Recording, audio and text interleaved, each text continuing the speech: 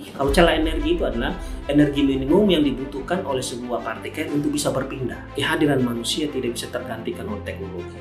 Karena target kita bukan untuk cari uang, target kita adalah berbagi ilmu.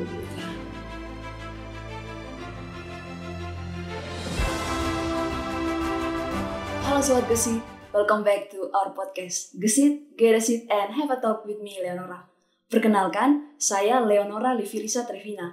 Saya adalah salah satu mahasiswi di Prodi Fisika, Fakultas Sains dan Teknik, Universitas Nusa Cendana. Hari ini, kita kedatangan tamu spesial yang sangat inspiratif dengan segudang prestasi. Beliau adalah salah satu dosen di Prodi Fisika. Jadi, supaya Sobat Gesit tidak penasaran, langsung saja kita sapa Bapak Sakaria Sibangara. Halo, selamat sore Pak. Halo, selamat sore. Terima kasih sudah menyempatkan waktu dan welcome to Gesit Podcast Pak. Iya, sama-sama. Apa kabarnya nih Pak? Ya baik, ya dalam suasana COVID tetap kita jaga kesehatan Ya, dan betul sekali. kita juga tetap bekerja. Ya betul Pak, harus tetap produktif Tetap meskipun produktif. pandemi belum juga reda nih Pak. Ya. Yang pertama nih Pak, mungkin supaya Sobat Gesit tidak penasaran, barangkali Bapak bisa menjelaskan sedikit profil singkat sekaligus kesibukannya sekarang ini. Oh ya, ya saya Sakaria Sibangara, dosen fisika Ya, di Pak. FSD Undana, mengajar sejak tahun 2001. Oh iya Pak. S1, S2-nya di UGM, itu S1-nya selesai tahun 2001, Iya Pak. S2-nya tahun 2006, dan S3-nya 2019, 3 tahun di Jepang. Oh iya Pak, berarti sudah studi doktoral nih Pak? Sudah, puji Tuhan, sudah. Berarti kesibukannya sekarang ini sebagai pengajar sekaligus sebagai peneliti. Iya, karena tugas utama dosen sesuai dengan peraturan kita di Indonesia, Iya. ada 3 hal sebagai seorang dosen. Iya Pak. Pertama itu mengajar, kedua itu meneliti, ketiga itu mengabdi. Oh iya. Di luar dari itu dianggap pekerjaan yang menunjang. Seperti apa pekerjaan menunjang itu Pak? Dan menunjang itu misalnya kita menjadi salah satu panitia di kegiatan universitas. Oh iya Pak. Misalnya di luar dari mengajar, meneliti, dan mengabdi. Atau kita menjadi bagian kepanitiaan di salah satu organisasi kemasyarakatan. Itu boleh. Itu namanya menunjang. Iya Pak. Yang pertama nih Pak, sebagai dosen kan tentu untuk mengisi waktu luang Bapak memiliki hobi. Iya. Kira-kira hobi apa sih yang Bapak miliki untuk mengisi waktu luang tersebut? Ya, saya rutinitas setiap pagi kalau libur, tapi Sabtu dan Minggu itu saya olahraga pagi, jalan-jalan. Wah, Bapak cukup Itu sehat juga. olahraga pagi, dan itu rutinitas. Selama tidak ada kegiatan itu saya ambil. Kalaupun ada kegiatan, saya akan luangkan sore hari itu untuk setengah jam sampai 1 jam. Olahraga jalan, lari sore sedikit.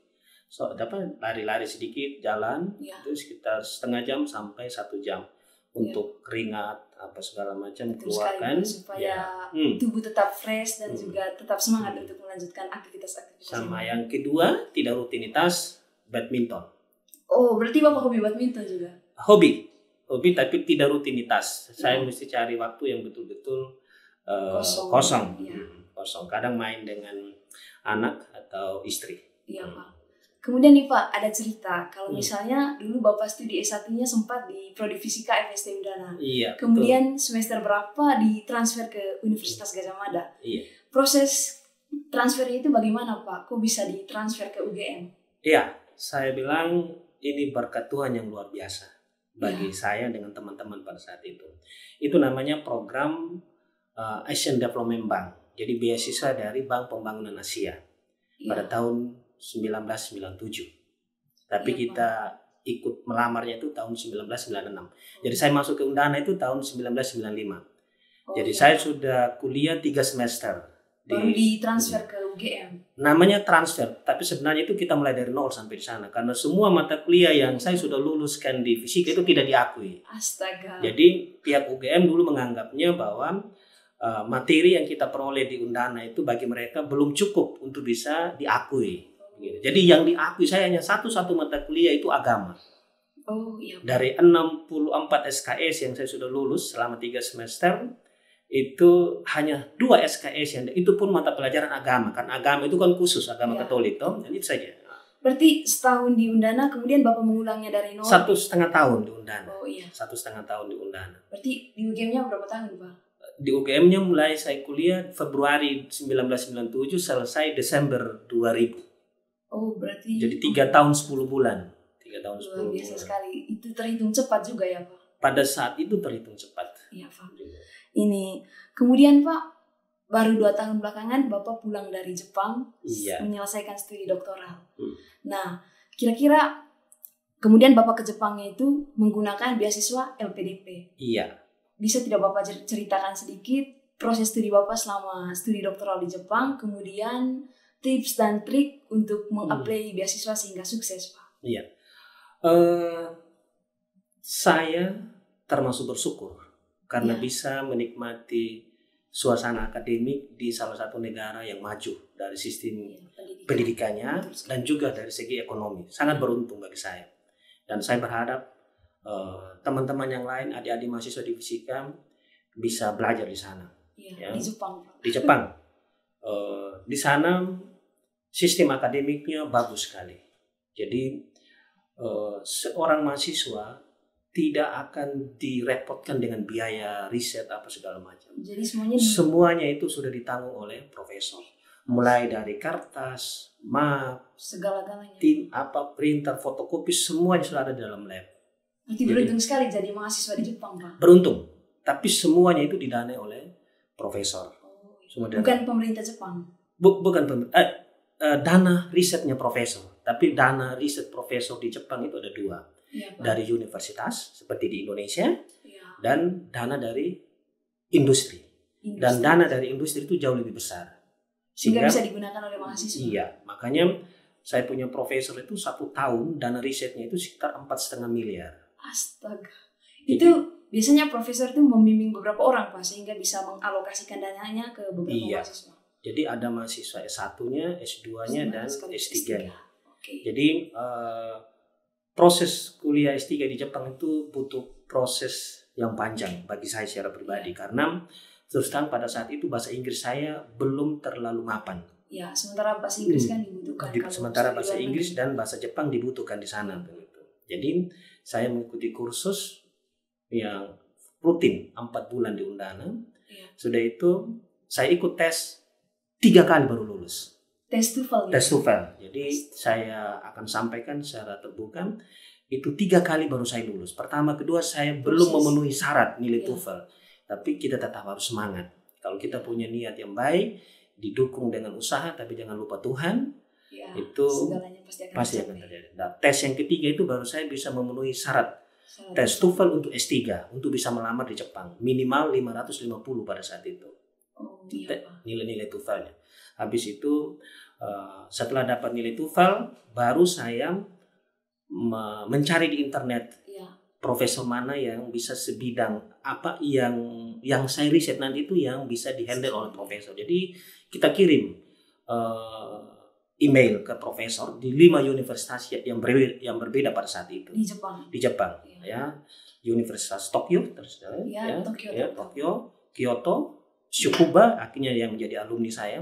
Sudah itu universitas terbaik swasta di Jepang, itu namanya Waseda, itu saya juga kirim.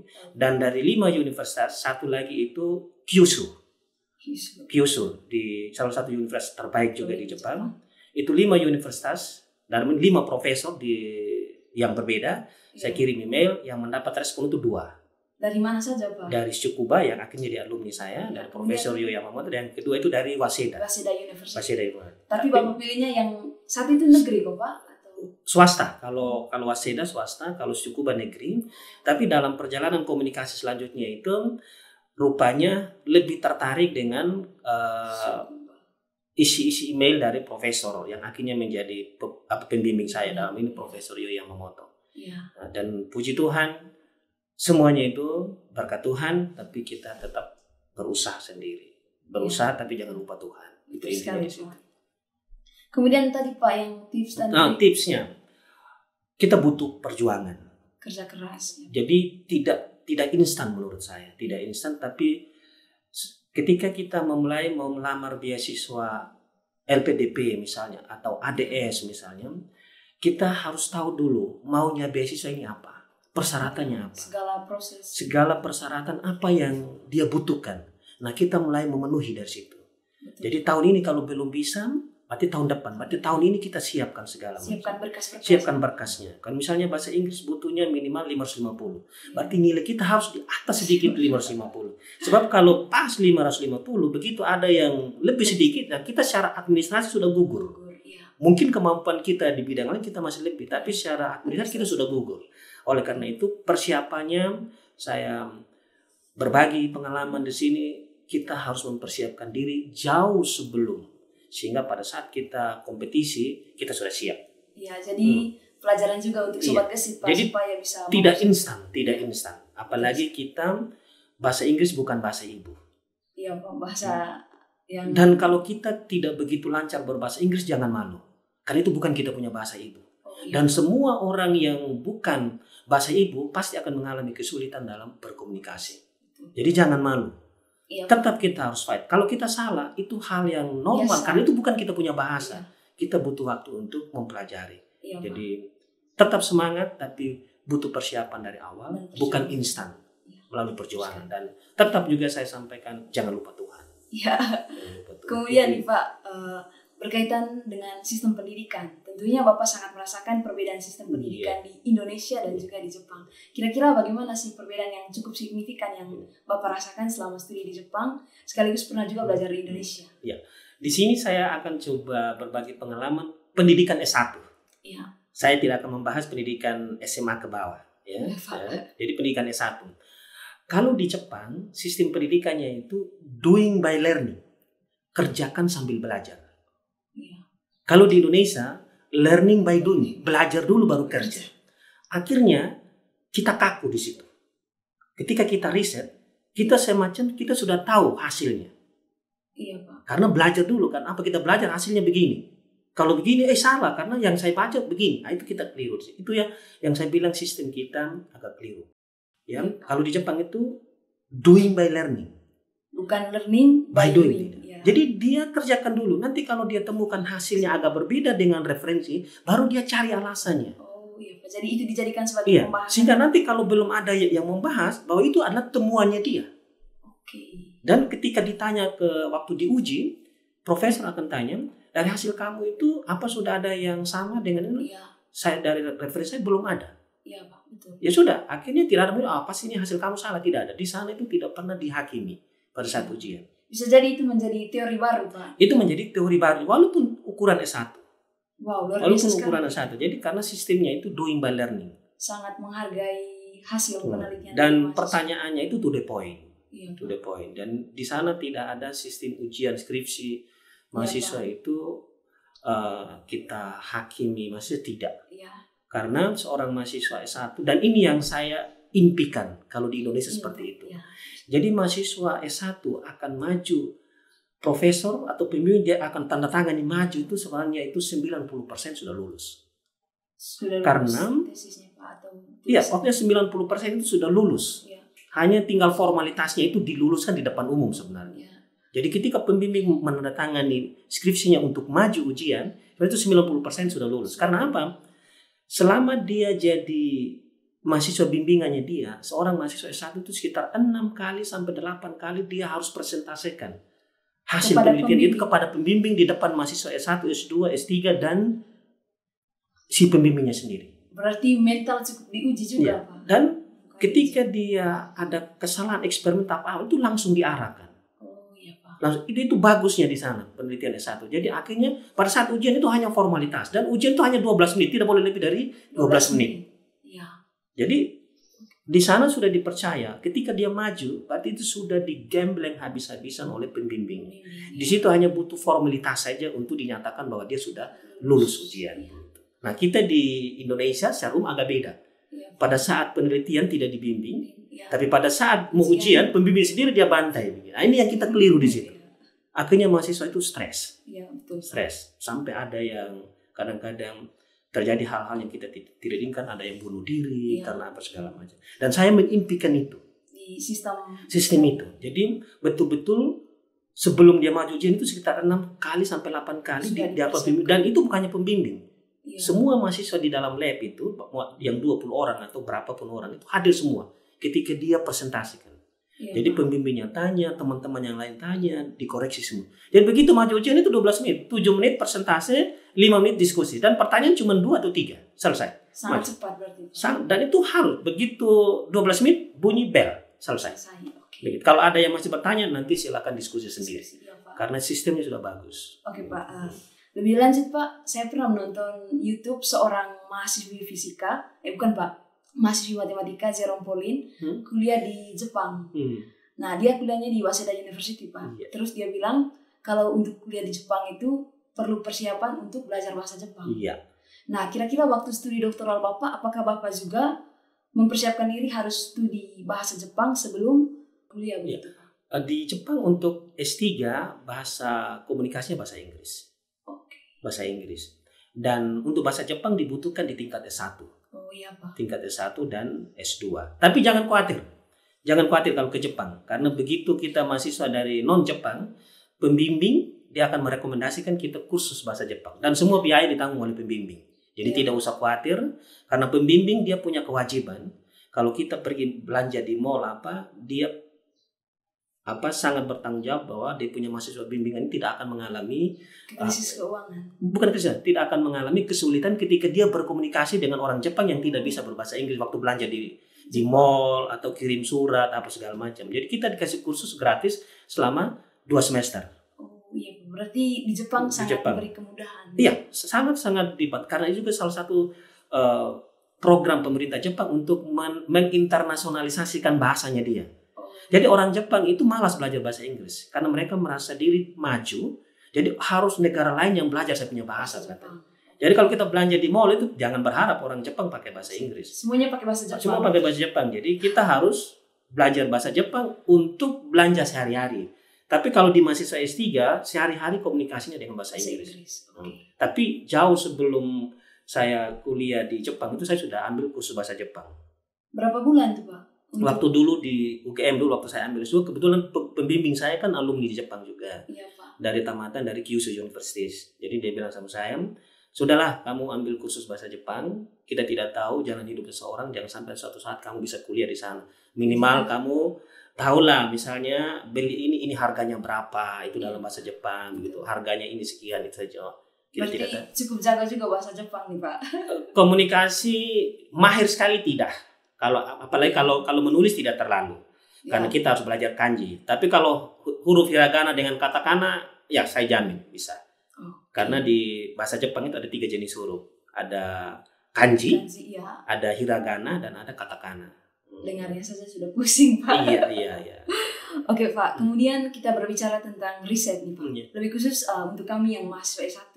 Menurut Bapak, perbedaan yang cukup signifikan antara riset S1 di Indonesia dan juga riset mahasiswa S1 di Jepang itu seperti apa, Pak? Saya merasa bangga orang Indonesia itu ulet. Iya. Kita orang Indonesia harus bangga ulet di dalam keterbatasan yang ada. Iya, betul sekali. Tetapi dengan sistem yang ada, yang saat ini membuat kita adik-adik mahasiswa riset itu terlalu terbebani dengan biaya. Karena apa? Biaya riset S1 itu ditanggung oleh mahasiswa itu sendiri. Ya, sehingga dia tidak punya pemikiran yang inovatif untuk memikirkan ide-idenya. Dia akan memikirkan dananya berapa, terbatas, dengan kehidupan orang tua di kampung yang sederhana, segala macam. Kalau di Jepang, karena semuanya ditanggung oleh profesor, jadi kita enjoy. Jadi kita hanya betul-betul berpikir, belajar, riset, bahan tidak ada, tinggal lapor, bahan datang. Gitu. Bahan itu sudah kategori mahal itu. Kertas, print. Jadi di sana juga tidak, tapi itu positifnya. Jadi ketika dikasih tugas, tidak akan ada mahasiswa yang mengatakan saya belum kumpul. Semuanya sudah. Karena semua sudah pasti akan tanya kenapa belum kumpul. Ya, tidak ada alasan. Printer kan ada semua, ada semua. Jadi itu tuh positifnya. Ya. Nah, bisakah kita di Indonesia seperti itu begitu? Ya. Jadi itu butuh kebijakan dari pemerintah pusat untuk bagaimana mahasiswa itu difasilitasi. Ya. Difasilitasi. Jadi mungkin problemnya adalah dana riset kita masih kecil secara umum, bukan hanya di Undana tapi secara umum. Mengingat ekonomi Indonesia juga Pak Iya, masih mungkin di Jepang riset itu adalah kebutuhan. Iya.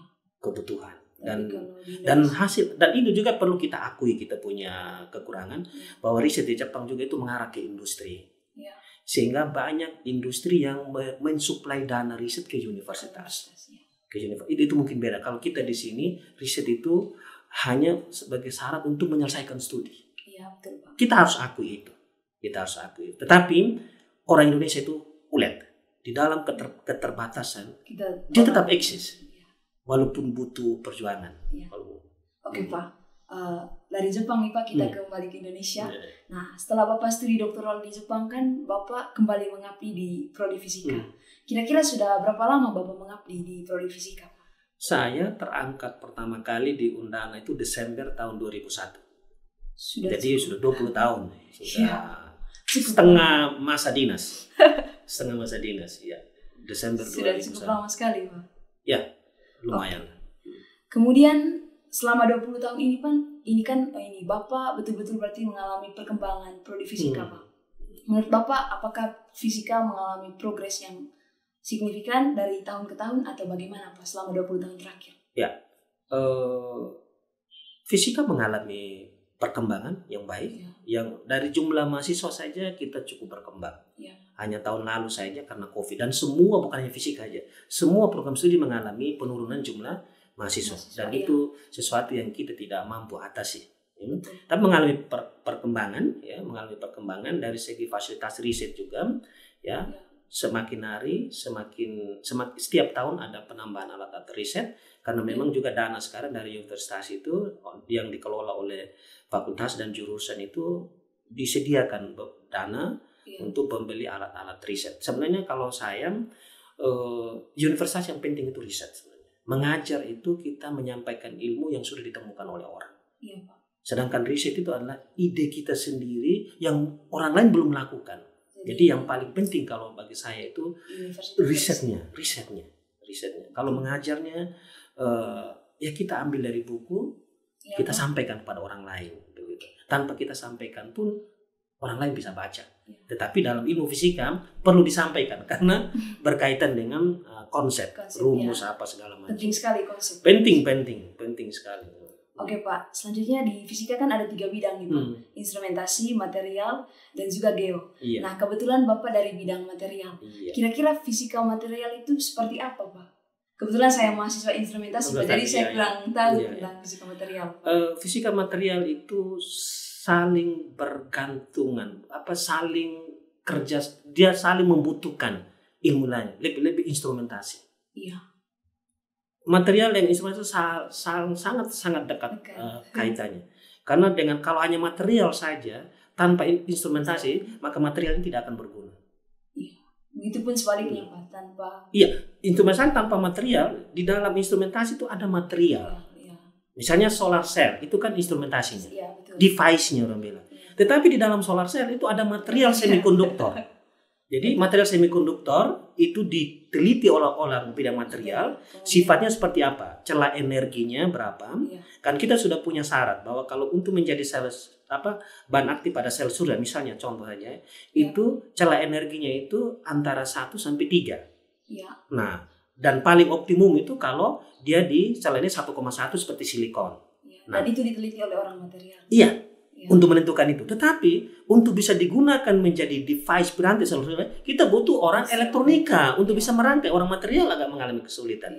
Jadi di sini saling membutuhkan. Saling berketerangan. Khususnya material, fisika instrumentasi dengan kimia, 3 ilmu ini saling terpadu. Karena untuk mempelajari material, struktur molekulnya kita butuh ilmu kimia. Iya, betul. Kita butuh ilmu fisika juga tidak bisa berdiri sendiri. Jadi orang matematika saya selalu tekankan kepada adik mahasiswa, ketika kamu memilih material, mau tidak mau, suka tidak suka, kamu harus belajar tentang kimia. Karena sebelum mempelajari sifat-sifat fisika dari material, kamu harus tentukan dulu sifat kimianya. Berat molekulnya berapa? Atom apa yang ada di dalam material itu. Kita butuh ilmu kimianya. Kemudian Pak, hal-hal spesifik apa yang dipelajari oleh teman-teman di bidang material nih Pak? Sifat-sifat fisika material, Oh, iya. seperti sifat optiknya, ya. Misalnya material ini dia menyerap pada panjang gelombang. Iya, Pak. Sifat misalnya indeks biasnya berapa, celah energinya tadi tuh. Iya. Kalau celah energi itu adalah energi minimum yang dibutuhkan oleh sebuah partikel untuk bisa berpindah Iya. dari dalamnya. Nah, ini kan sudah masuk ke konten, itu dari pita valensi ke pita konduksi Pita supaya konduksi, dia ya. bisa mengantarkan listrik, maksudnya Elektron. elektron apa segala macam. Kemudian nih Pak, ini apa saja kekhasan di bidang material yang membedakannya dengan dua bidang lainnya di fisika? Khasnya adalah dia fokus di material itu adalah bagaimana membuat material baru yang sifatnya itu lebih baik dari material sebelumnya. Dan itu yang namanya sintesis. Itu tidak dipelajari di bidang lain? Tidak. Hanya Dan material? Yang mempelajari itu adalah mahasiswa kimia, ilmu kimia, ilmu fisika dengan rekayasa material di bidang teknik material. Oke. Jadi 3 bidang ini yang membuat material. Ya. Sedangkan untuk merangkat perangkat device-nya itu kita butuh orang elektro, instrumentasi. Jadi semuanya berkolaborasi. Jadi di kimia, di fisika itu adalah bagaimana memodifikasi, merubah sebuah material menjadi material lain dengan syarat sifat dari material yang baru ini harus lebih baik dari material yang sebelumnya. Kalau dia lebih jelek ya tidak akan bermanfaat di material. Apa misalnya Anda punya produk baru, produk lama, dimodifikasi menjadi produk baru. Ternyata kualitasnya lebih rendah dari produk lama, ya orang akan beli produk lama, ya produk baru tidak laku. Begitu juga dengan material. Jadi kalau ditanya kekhasan itu adalah bagaimana memperoleh sebuah material baru yang sifat fisika dan kimianya itu lebih baik dari material sebelumnya, sehingga ketika diaplikasikan sebagai material fungsional dalam piranti elektronika, itu piranti itu menunjukkan kinerja yang lebih baik. Itu prinsipnya di situ, khasnya di situ. Nah, lanjut nih Pak, sebagai orang material tentu kan banyak potensi di NTT yang bisa digali untuk diteliti. Kira-kira menurut Bapak potensi apa yang dimiliki NTT tapi belum pernah sama sekali disentuh oleh bidang material untuk diriset, Pak? Misalnya untuk mahasiswa S1. Ya, banyak material. Kalau bilang belum pernah untuk material NTT iya. Tapi misalnya begini, kita teliti senyawa karbonol. Senyawa karbonol itu diambil dari jambu mente. Itu orang sudah teliti di Jawa. Ya. Tapi jambu mente di NTT belum. Jadi sesuatu yang baru sama sekali tidak. Tetapi potensi lokalnya NTT kita baru di sini. Ya, kita baru seperti ini. Saat ini untuk adik-adik mahasiswa itu lagi teliti bagaimana kita membuat karbon nanodot dari produk-produk lokal NTT, tanaman lokal NTT. Jadi dari beberapa mahasiswa yang sudah lakukan penelitian itu ada satu yang hasil yang kita dapat sejauh ini yang paling bagus itu dari beras osau. Kira-kira potensi apa yang dimiliki beras itu, Pak? Nah itu sekarang ini yang kita mau kaji. Setelah kita dapat nanti kita akan, karena dari ketika kita radiasi itu pancarannya itu sangat bagus sekali ketika kita bandingkan dengan biji nangka, kita bandingkan dengan kulit ceruk, kita bandingkan dengan kulit sirsa gitu. Jadi banyak potensi NTT lah Pak yang bisa digunakan. Makanya berkaitan dengan material. Itu material organik. Ada juga teman-teman di fisika, teman-teman dosen yang lain, mereka tidak bergerak di material organik tapi bergerak di material anorganik.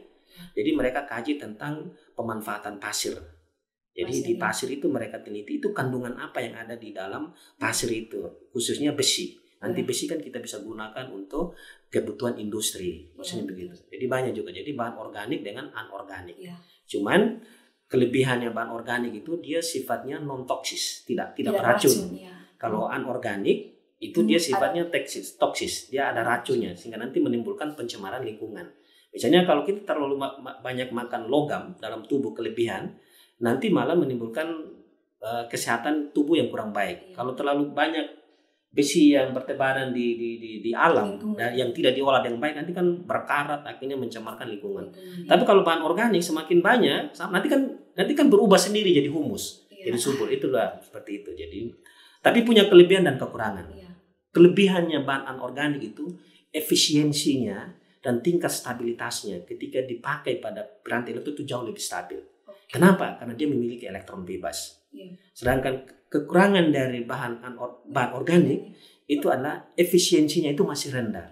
Karena apa? Kan memang dia tidak memiliki elektron bebas, dia memiliki yang namanya gugus fungsional. Oke. Dia memiliki buku foto. Dan mungkin sudah terlalu masuk ke kontennya. Ya, Betul. ya. Oke, saya lanjut ya Pak. Kemudian ini berbicara tentang pengaplikasian fisika material tadi Pak. Tadi sudah disinggung cukup dipakai di bidang industri. Kira-kira aplikasi lain yang Bapak lihat selama ini di NTT itu seperti apa Pak? Nah, sejauh ini pengelolaan material dalam bidang piranti elektronik Barsel itu kita baru. Karena baru kita Undana yang yang buka bidang kepemilikan material. Jadi kita baru kaji. Sejauh ini kita masih kaji tentang sifat-sifat fisikanya dulu. Nah, seperti saat ini yang saya bimbing saat ini adalah membuat karbon nanodot dari beras, ya, dari kulit sirsa. Nah, sekarang nanti kita aplikasikan untuk dia sebagai sensor dalam skala lab. Nah, jadi ada tahapan. Kita uji dalam skala lab, nanti baru dibuat dalam skala massal produksi namanya, yang bisa dijual. Jadi saat ini kita masih dalam skala lab. Kita uji dulu. Ya, Pak. Jadi misalnya sebagai sensor untuk logam Fe.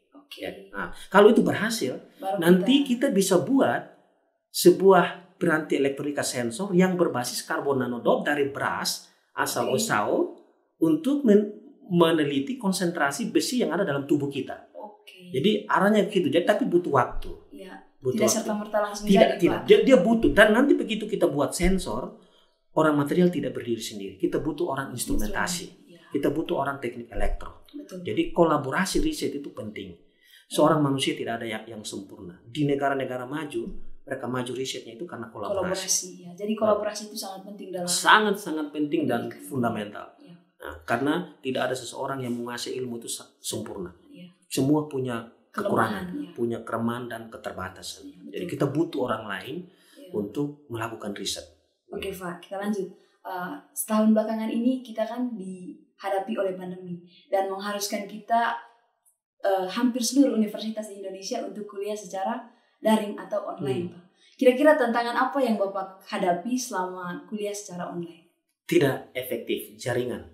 Ya, jaringan parah. Jadi begitu kita masuk, beberapa mahasiswa yang tinggal di kota mungkin lancar ikut kuliahnya, tapi yang tinggal di kampung karena jaringannya itu akhirnya mereka tidak bisa efektif mengikuti perkuliahan, sehingga pemahaman konsep apa itu jadi berkurang. Jadi tantangan utamanya itu adalah kalau saya ditanya secara pribadi, itu tidak efektif.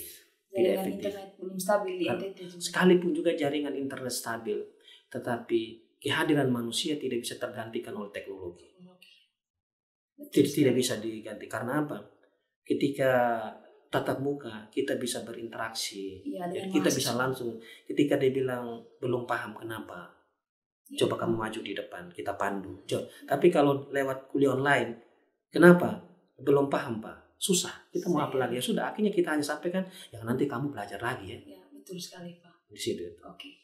Tadi Pak, Bapak sempat jelaskan 3 tugas utama dosen, mengabdi, mengajar, dan juga meneliti.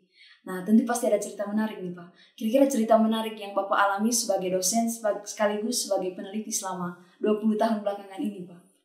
Menariknya adalah setiap tahun punya teman yang baru. Ya.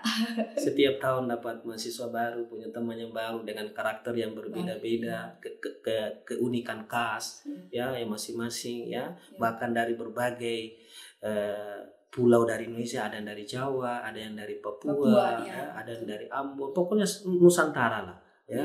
Menariknya situ. Jadi apa ya? Ya saya memang dari awal cita-citanya jadi guru. Cita-citanya jadi guru. Jadi lalu apa Pak? Mungkin dipercayakan sebagai dosen, apalagi sekarang. Jadi semakin banyak orang yang Bapak jumpai. Iya, itu. Jadi menariknya jadi dosen itu adalah kita punya link. Kita punya jaringan yang luas. Bukan jaringan nanti kita dapat jabatan, tidak. Tapi jaringan kita berdiskusi secara berbagi ilmu pengetahuan. Itu menariknya di situ. Dan itu yang tidak bisa tergantikan. Tidak bisa tergantikan, tidak bisa diukur dengan uang. Jadi kalau mau jadi dosen, itu jangan berpikir untuk kaya. Tapi kaya ilmu, yes. Sekaligus kaya jaringan lingkungan. Jadi ketika memilih profesi sebagai dosen, bagi saya, itu adalah berbagi ilmu. Iya. Itu yang paling penting. Betul sekali. Oke Pak. Kalau sebagai peneliti, menariknya sebagai peneliti, ketika mendapatkan dana penelitian, senang, bahagia. Iya. Jadi saya sebelum pergi ke sekolah dari 2008 sampai 2013 itu selalu mendapatkan dana penelitian tiap tahun. Dan itu melibatkan mahasiswa untuk mengerjakan. Dan total semua biaya penelitian itu saya anggarkan dari, jadi mahasiswa hanya kerja. Iya, Pak. Hanya kerja. Nah, saat ini tahun lalu dapat dana penelitian dari jurusan, nah itu lagi. Jadi saya beli bahan, ya, saya beli beberapa alat riset yang ini, dan sekarang bahan itu sementara dipakai oleh adik-adik mahasiswa. Tidak hanya riset saya, tapi bahan-bahan yang ada yang masih sisa itu dilanjutkan oleh adik-adik mahasiswa untuk mengambil skripsi. Dan saya punya keinginan kalau bisa saya punya dana riset yang besar, sehingga adik-adik mahasiswa yang skripsi di saya itu tidak perlu pikir dana lagi. Jadi menerapkan sistem Jepang ke Indonesia. Silakan bekerja secara profesional, semua dana ada, jadi kamu tidak perlu pikir ini kesulitan dana, jadi saya tidak bisa print apa segala macam, atau saya tidak bisa beli ini karena kesulitan dana. Itu punya keinginan yang besar seperti itu. Kalau misalnya dana riset, semoga bisa terwujud, Pak. Iya, punya keinginan seperti itu. Karena kalau dari segi penghasilan kita lebih dari cukup kok untuk penghasilan di Undana. Karena target kita bukan untuk cari uang, kan target kita adalah berbagi ilmu. Sehingga kalau ada dana riset, kita bisa fasilitasi mahasiswa dan mereka tidak perlu pikirkan beli bahan apa segala macam, mereka tinggal siap kerja. Dan mahasiswa juga betul-betul harus tanamkan kajian ilmiahnya itu untuk bisa menghasilkan riset yang harus benar. Semangat dan juga ulet, apalagi nanti misalnya dibiayai oleh Bapak penelitiannya. Amin. Kalau saya dapat dana penelitian, kita akan memfasilitasi mereka untuk mereka bisa bekerja. Betul, Pak. Beriset. Oke, jadi di Gesit Podcast ini, Pak, kita ada game. Gamenya This or That. Rule-nya, Pak, saya akan memberikan 2 pilihan kepada Bapak, lalu Bapak memilih salah satunya dan kemukakan alasan kenapa memilih hal tersebut. Jadi kira-kira Bapak siap atau tidak? Siap. Oke. Siap. Kita langsung yang pertama ya, Pak. Mahasiswa terlambat atau tidak datang sama sekali? Terlambat. Kenapa tuh, Pak? Dia sudah punya niat usaha untuk datang, tapi kalau terlambatnya itu kan berbagai macam alasan. Bisa saja foto macet, bisa saja pencobaan, kita tidak tahu. Kemudian nih, Pak, e-book atau buku cetakan? Maksudnya buku elektronik atau buku cetakan ini, Pak, buku yang biasa kita gunakan, maksudnya di PDF kan atau buku cetak kalau saya. Alasannya kenapa, Pak? Kalau buku e-book itu kadang susah baca, dari segi kesehatan juga susah karena radiasi matahari, radiasi laptop itu selalu menjadi untuk kesehatan. Tapi kalau buku cetak, ya kita sambil santai belajar di mana saja. Sekaligus tidak merusak. Paling utama radiasi mata, Pak. Kemudian, Pak, tugas individu atau tugas kelompok? Individu. Kenapa, Pak? Karena itu tercermin dari usaha mahasiswa bahwa dia kerja sendiri. Kalau tugas kelompok bisa salah satu saja yang kerja, sudah itu tulis nama atau titip nama begitu, Pak. Titip nama, begitu. Saya lebih cenderung tugas individu. Oke, Pak. Selanjutnya presentasi atau dikumpulkan? Presentasi kalau saya. Kenapa, Pak? Karena di situ saya bisa tahu dia yang buat atau tidak. Jadi bisa terukur kemampuan dari dan dalam kuliah online saya lakukan itu. Itu proses diskusinya bagaimana, Pak? Lalu misalnya ada PR, silakan kamu buat PowerPoint besok. Kuliah selama 2 jam, masing-masing mahasiswa presentasi. Dan saya acak siapa. Nanti ketahuan. Ketika bilang sudah, bilang begitu muncul lagi halaman berikutnya, sudah tulis itu selesai. Dia bingung. Berarti bukan dia yang buat. Langsung ketahuan, Pak. Kalau dia yang buat, dia bilang saya sudah cukup sampai di sini. Tapi karena bukan dia buat, dia kaget. Aku sudah ada. Jadi ketahuan di situ. Iya, Pak. Ketahuan di situ. Masih bisa terlihat. Berarti Bapak kuliahnya via Zoom. Saya Zoom dan videonya harus dihidupkan. Ketika presentasi. Tapi ketika saya mengajar, saya suruh matikan videonya karena untuk menghemat paket data. Iya, betul. Tapi ketika presentasi, saya suruh mereka hidupkan videonya. Pertanyaan terakhir, Jepang atau Indonesia? Indonesia. Kenapa, Pak? Jepang itu punya kelebihan dalam bidang akademik, atmosfer, maju. Tapi dari segi kehidupan sosial, Indonesia jauh lebih baik. Kita kekeluargaannya tinggi, bisa bercanda tawa, hidup sederhana tapi bahagia. Di Jepang itu hidup kemewahan tapi individunya terlalu tinggi. Individualistiknya tinggi. Dan jam kerjanya itu, dari pagi sampai malam. Jadi kadang-kadang profesor saya itu pulang itu jam 12 malam. Baru kembali ke pagi, datang jam 7 pagi, pulang ke rumah jam 12 malam. Jadi kita sendiri juga mahasiswa bimbingannya itu belum bisa pulang. Istilahnya itu tidak tertulis, tapi etika. Masa bos belum pulang, anak buah sudah pulang. Dan dia datang jam 8, sebelum jam 8 kita datang. Masa bos sudah datang, anak buah belum datang. Kan begitu. Ya. Jadi kadang-kadang jam 11 malam itu datang di lab. Ya. Halo, bagaimana Sakarias? Jadi masih sempat ini Bapak? Oh ya, kadang-kadang dia uji, lebih-lebih mahasiswa S3. Dia butuh keseriusan. Ya. Jadi, halo Sakarias buat apa? Ini lagi baca-baca jurnal. Wah, itu bagus. Wah, keren. Tapi kalau sudah jam 10 malam itu kita sengaja keluar, kan kita beda ruangan dengan dia. Iya, Pak. Kalau sudah lampu padam, langsung lampu sudah padam, pulang. Biasa juga. Tapi kalau sudah jam 10, jam 11 lampu masih menyala, waduh bos ini belum pulang. Jadi harus tetap stay. Dan itu saya tidak siap secara psikologis. Iya, Pak. Jadi Indonesia atau Jepang? Indonesia. Indonesia ya, tetap Ibu Pertiwi, Bumi Pertiwi. Bahagia dengan Indonesia. Tapi kalau boleh kita tiru sistem pendidikannya yang maju itu luar biasa. Jadi kita boleh mengambil sesuatu yang maju dari negara lain, tapi kita tidak boleh lupa kita punya negara sendiri. Apapun kekurangan kita punya negara, itulah milik kita.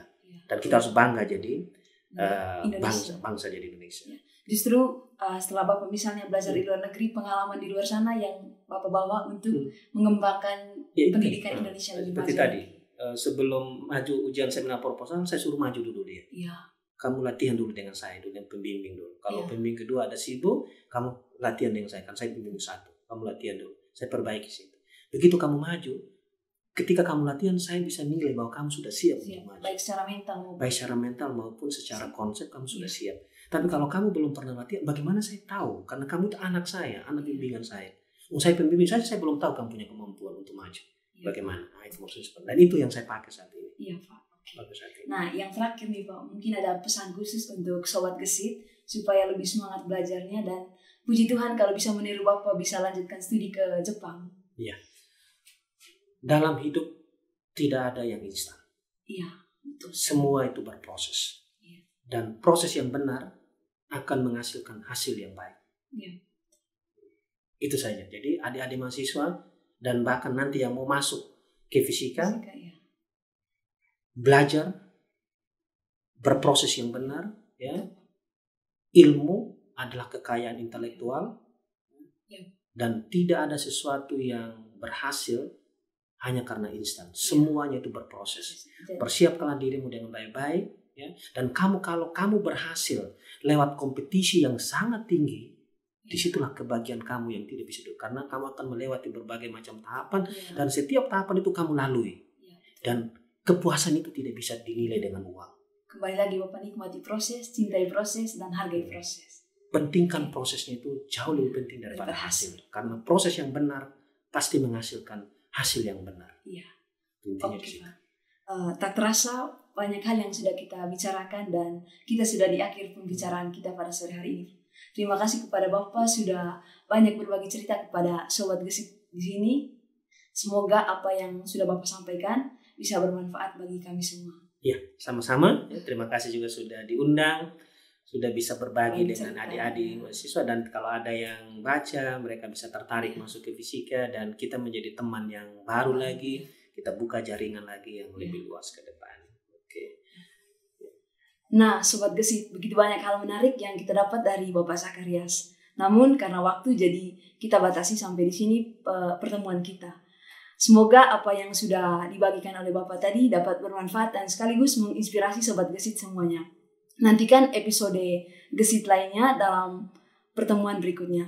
Jangan lupa untuk like, comment, subscribe, dan share ke teman-teman kalian. Thanks for watching and see you next time. Thank you.